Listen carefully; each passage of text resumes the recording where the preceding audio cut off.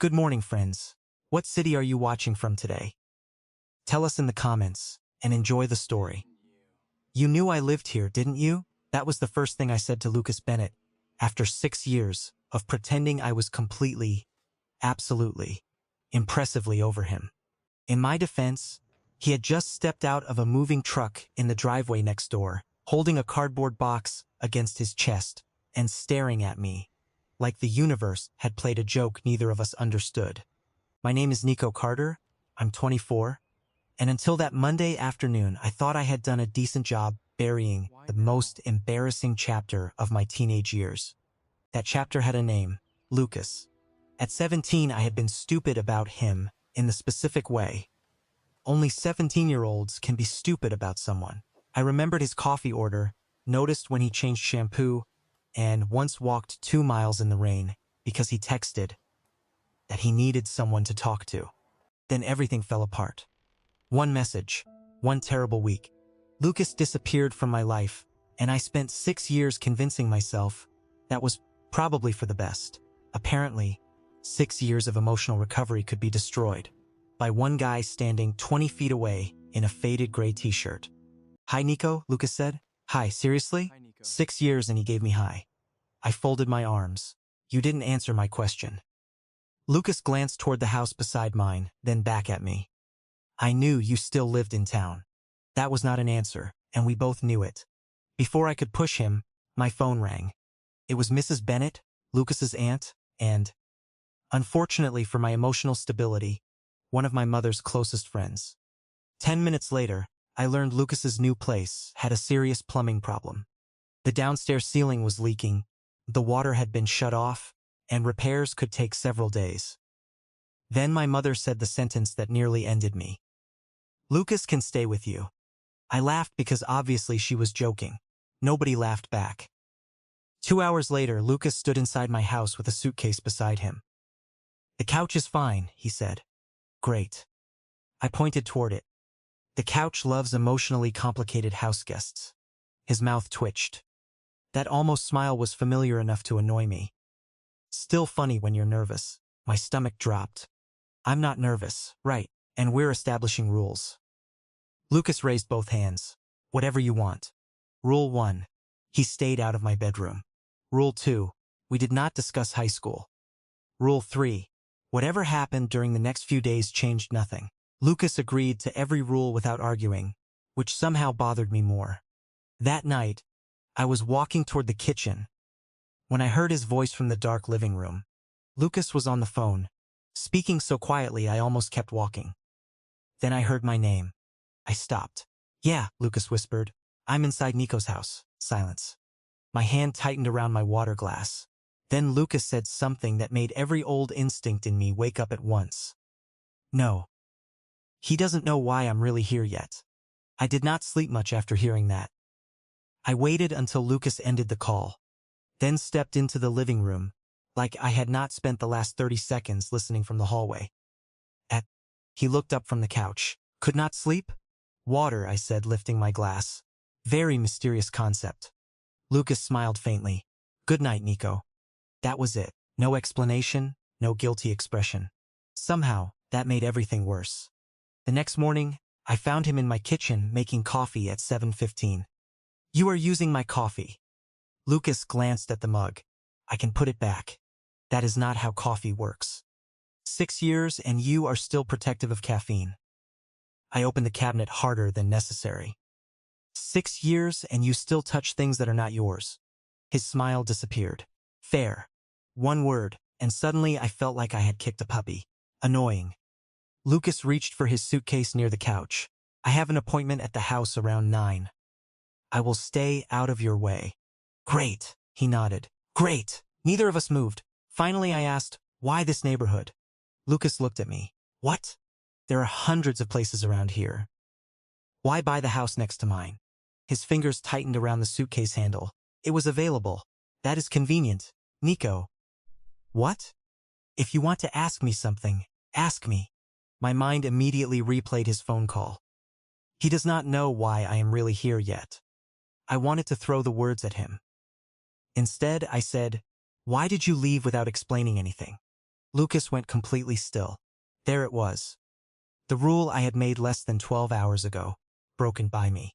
Impressive. You said we were not discussing high school, he said quietly. I changed the rule. You always did that when the rules stopped helping you. I stared at him. And you always answered questions with something irritating. For half a second, Lucas almost smiled. Then his expression softened. I did try to explain. No, you disappeared. That is not what happened. My chest tightened. I was there, Lucas, so was I. The kitchen suddenly felt too small. Lucas looked down at his coffee. There are things about that week you do not know. Then tell me. He opened his mouth, but his phone rang. He checked the screen and immediately declined the call. I noticed the change in his face. Who was that? Nobody. Nobody calls twice before breakfast? The phone rang again. Lucas silenced it. Leave it alone, Nico. That sentence landed badly. You are staying in my house, taking secret calls, and apparently came back for a reason I do not know. You do not get to tell me to leave it alone. Lucas stared at me for a long moment. Then he quietly said, You are right. I had expected an argument. Instead, he pulled a folded piece of paper from his jacket pocket and placed it on the counter between us. It was an old printed message with my name at the top. I recognized it immediately. The message that had ended everything. Lucas tapped one line with his finger. You received this 6 years ago. I know. His eyes met mine. Nico, I never sent it. You never sent it? I asked. Lucas shook his head. Not one word of it. I picked up the paper, although I did not need to read it again. 6 years had done nothing to erase those sentences from my memory. They said Lucas had figured out how I felt about him, that I had misunderstood our friendship, and that he wanted distance. I looked at him. Then who sent it? I have a pretty good idea. That is not a name, Lucas exhaled. Even. I almost laughed. Evan Brooks? Yes. The same Evan who spent an entire week telling me you needed space? Lucas nodded. Suddenly, my coffee tasted terrible. Evan had been part of our friend group back then. Charming, helpful, always somehow standing in the middle whenever Lucas and I argued. At 17, I had called that friendship. At 24, it looked suspiciously like access. Why would Evan do that? I asked. I am still figuring out how much he did. Lucas pulled out his phone and placed it beside the paper. 3 months ago, he contacted me. After 6 years? He said he wanted to clear his conscience. I stared at him. That sounds extremely Evan. Lucas almost smiled. That was my reaction. He opened an old message thread. Then he started deleting messages. Can people do that and still call it clearing their conscience? Apparently. I leaned closer to the phone. There were gaps in the conversation, but one line remained. You should have stayed away from Nico. My stomach tightened. He wrote that? Yes. Why? Lucas locked the screen. That is what I am trying to find out. I stepped back. And that is why you moved here. Lucas hesitated 1 second too long. Partly. There is that word again. What word? The word people use when the full truth is about to annoy me. Lucas rubbed the back of his neck. I also wanted to see you. That shut me up, which was honestly rude. He looked toward the window. I did not know if you would talk to me. I did not even know if you still hated me. I do not hate you. The answer came too quickly. Lucas looked back at me. I cleared my throat. I mean, I have complaints. You always had complaints. You used to eat my fries without asking. You said you were full. That was never permission. For the first time that morning, we both smiled. It lasted maybe 3 seconds. Then someone knocked on the front door. Lucas's smile vanished. I followed him into the living room.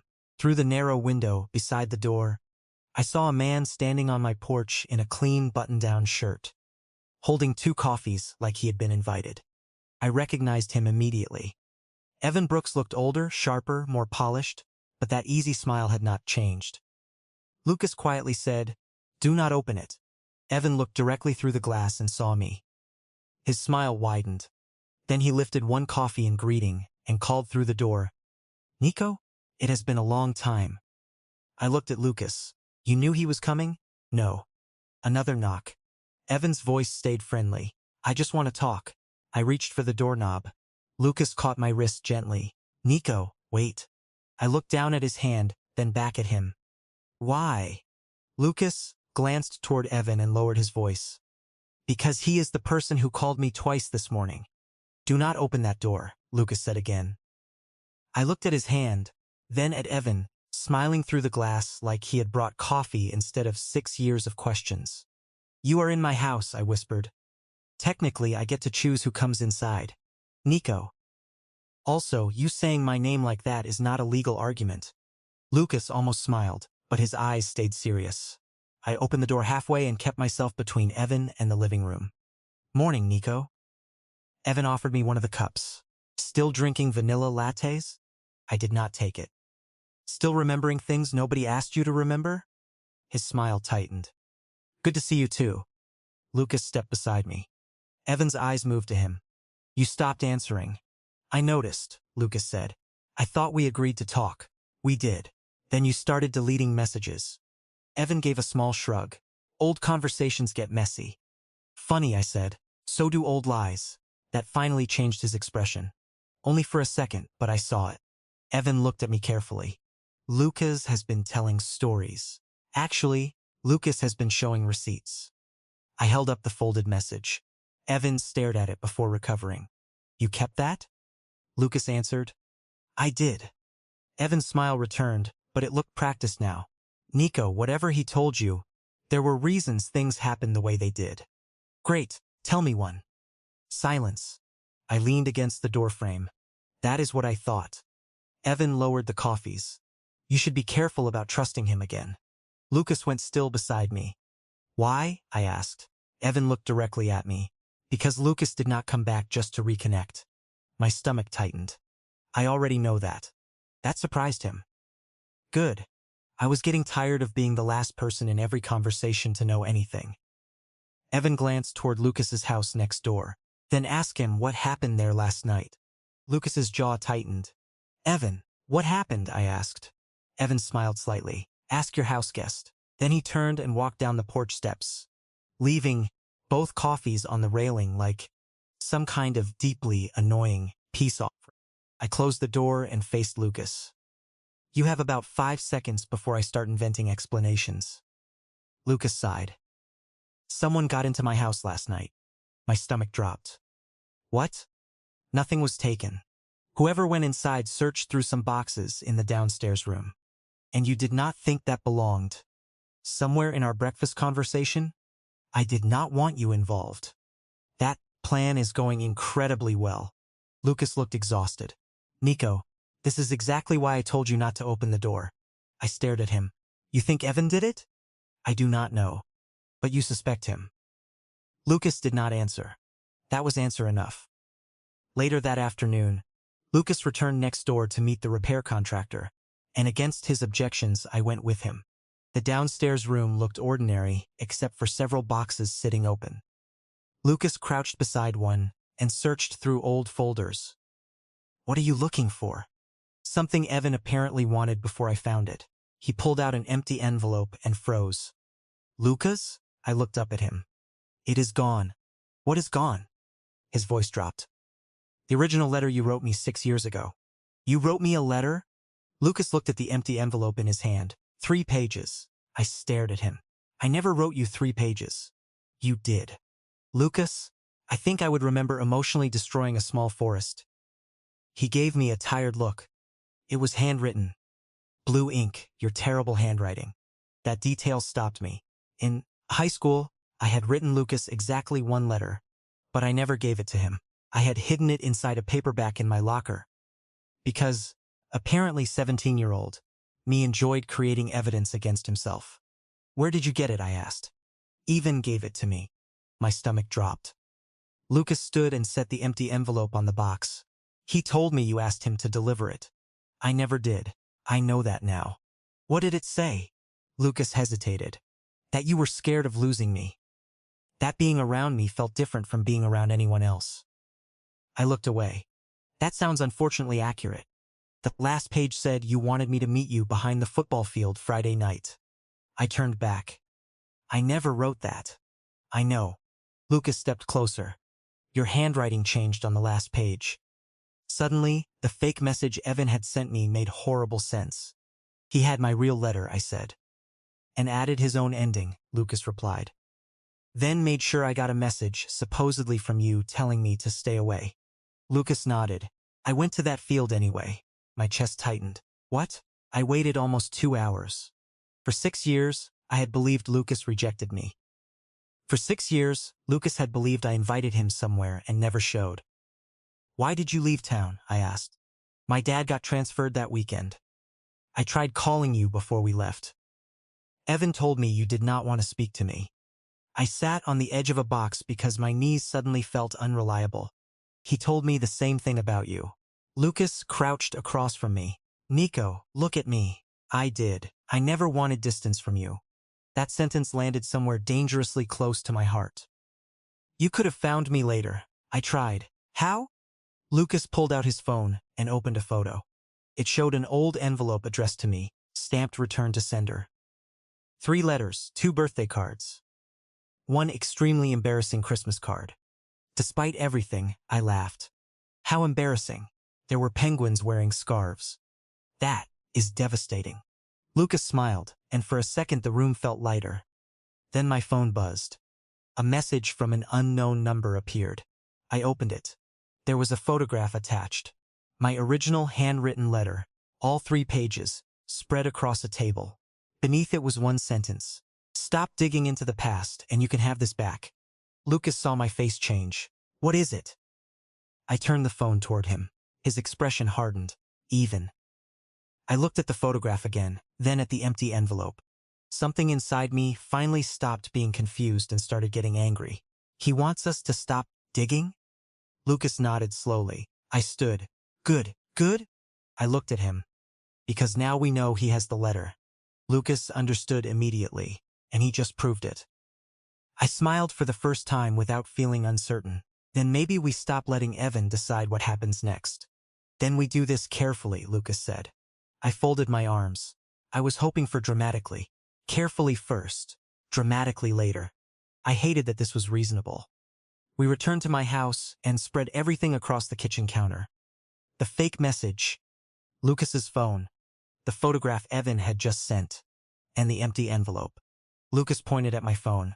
He wants a response. Then he gets one. I typed, I want the original back. Tell me where to meet you. Lucas read it over my shoulder. That sounds too calm. I am furious. Calm is how I become terrifyingly organized. His mouth twitched. I remember. The reply arrived less than a minute later. Tomorrow. Noon. Miller's Coffee on 3rd. Come alone. I showed Lucas. Absolutely not, he said. You are not coming alone. Technically, Evan told me to. And Evan has demonstrated excellent judgment so far. I stared at the message.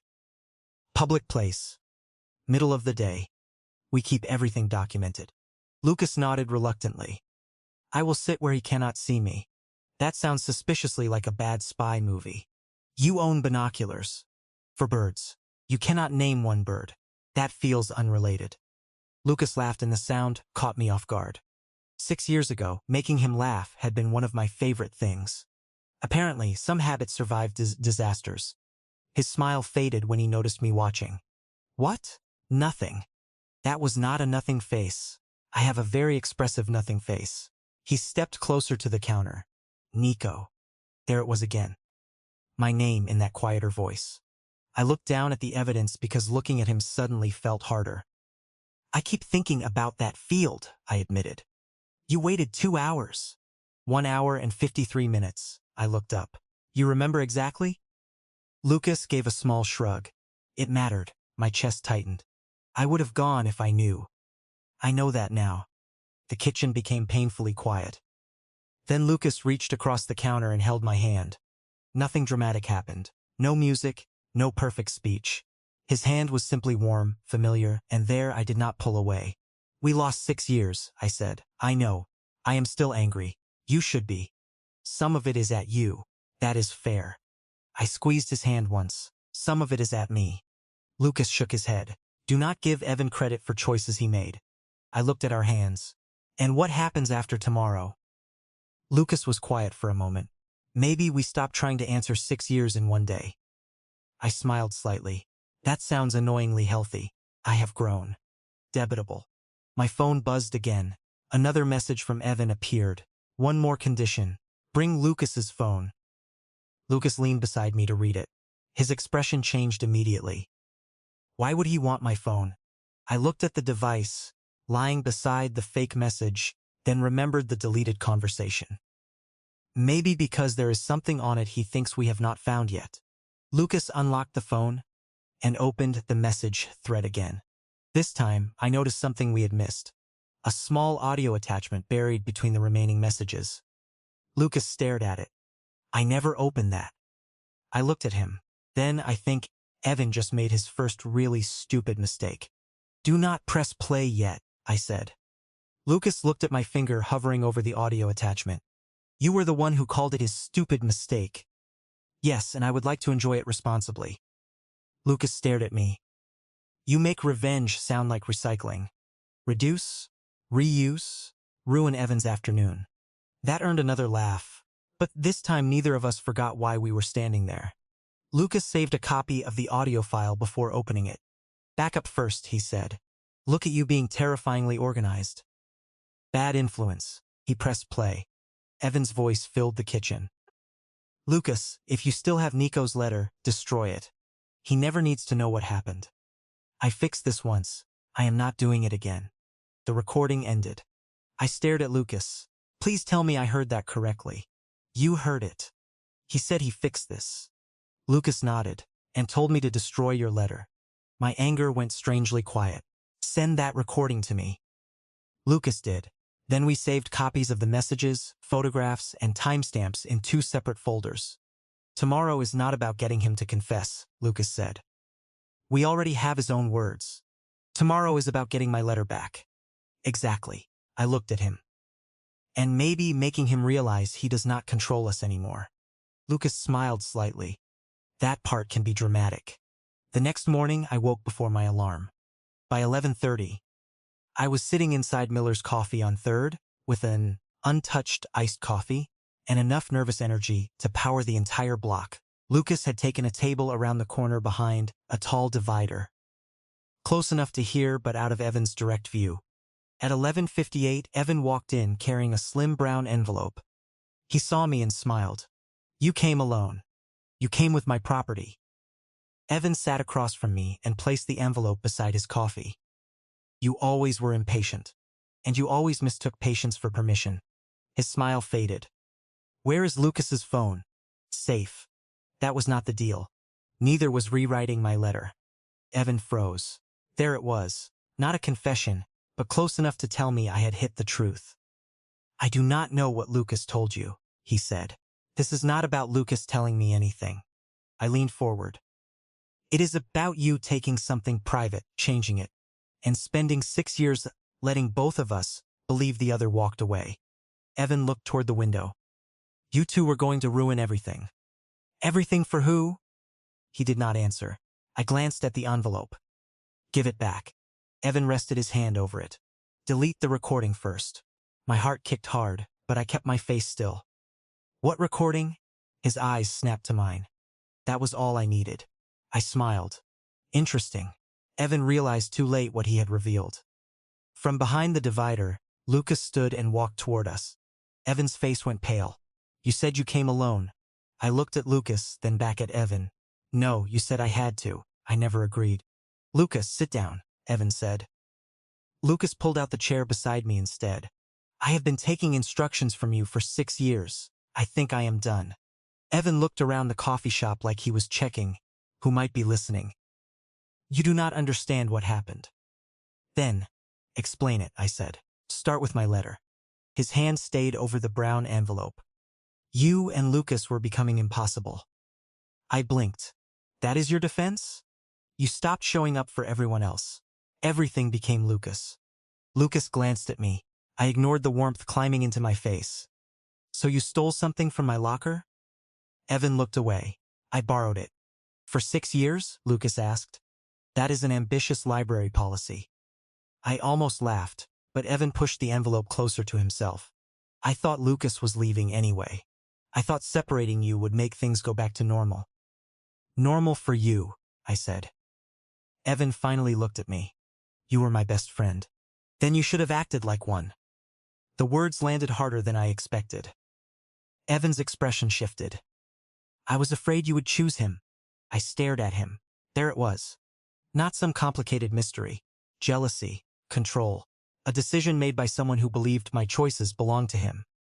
So you made the choice for me. Evan said nothing. Lucas leaned forward. You changed the last page. Evan's eyes dropped. Yes. My heart hammered, but I kept my voice steady. And the message telling me Lucas wanted nothing to do with me?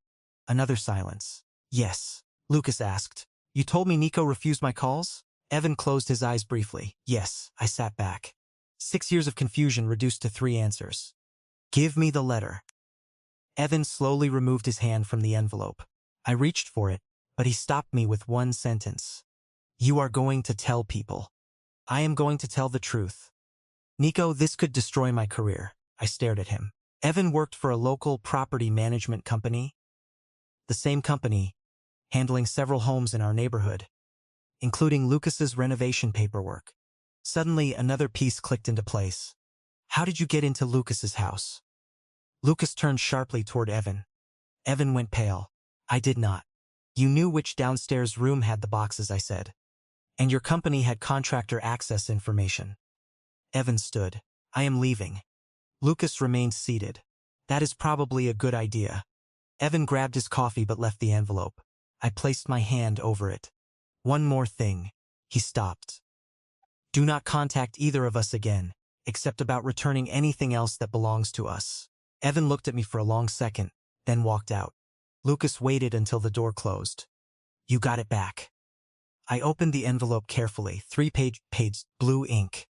My terrible handwriting. The final page had a different paragraph attached beneath mine. I felt sick seeing it, but underneath that feeling was relief. Proof. Nico. I looked at Lucas. We have the recording, the messages, his admission, and the letter, he said, and his employer needs to know about the access issue. I nodded. We do this properly. Together? I looked at him. 6 years ago, someone else had decided whether Lucas belonged in my life.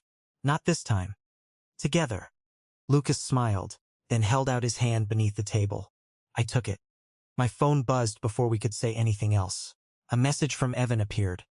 Please do not report this. I showed Lucas. He looked at me. I saved a screenshot. That, I said, sounds like his second really stupid mistake. He is asking us not to report him, Lucas said. I slipped my phone into my pocket and picked up the brown envelope. Then we should probably stop taking Evan's advice. Lucas smiled. That might be the healthiest decision we have made all week. We left Miller's Coffee together and spent the afternoon organizing everything. The altered letter, the audio recording, Evan's messages, the photograph, and the screenshot of his request that we stay quiet.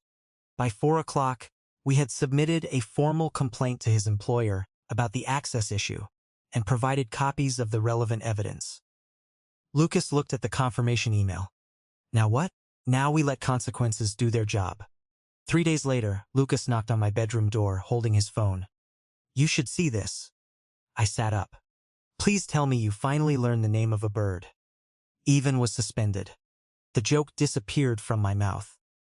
Lucas sat beside me and showed me the message from the property management company. Their internal review had confirmed Evan improperly accessed contractor information connected to Lucas's house. His employment had been terminated, his access credentials had been revoked, and the company had reassigned Lucas's renovation file. I stared at the screen. They fired him? They fired him. I expected victory to feel louder.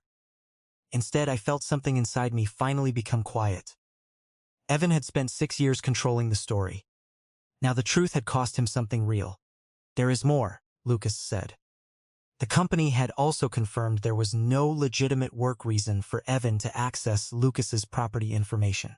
They apologized, changed the access codes, and offered to cover the cost of replacing the locks.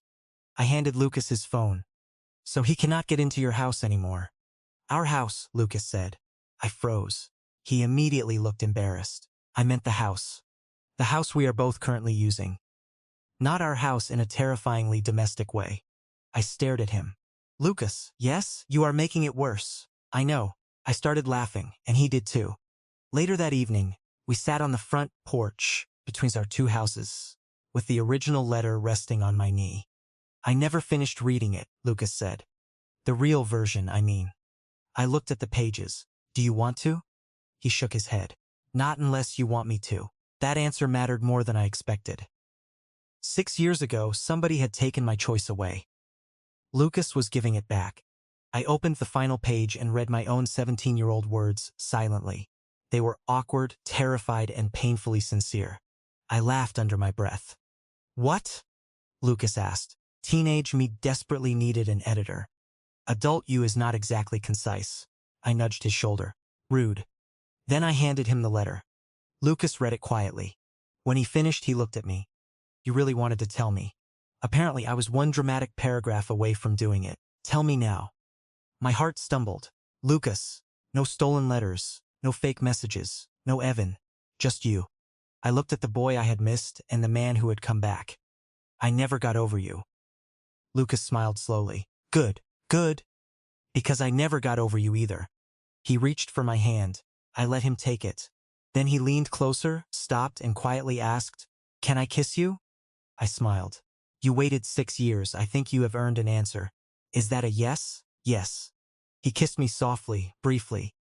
And when we pulled apart, I was laughing. Evan had taken 6 years from us, but he did not get the ending. We did. Thank you so much for watching all the way to the end. If you enjoyed this story, please like, subscribe, and share it with friends who might enjoy it too. We would love to know where you are watching from. Tell us your city and country in the comments. More heartfelt and unforgettable gay love stories are already waiting for you. See you in the next one.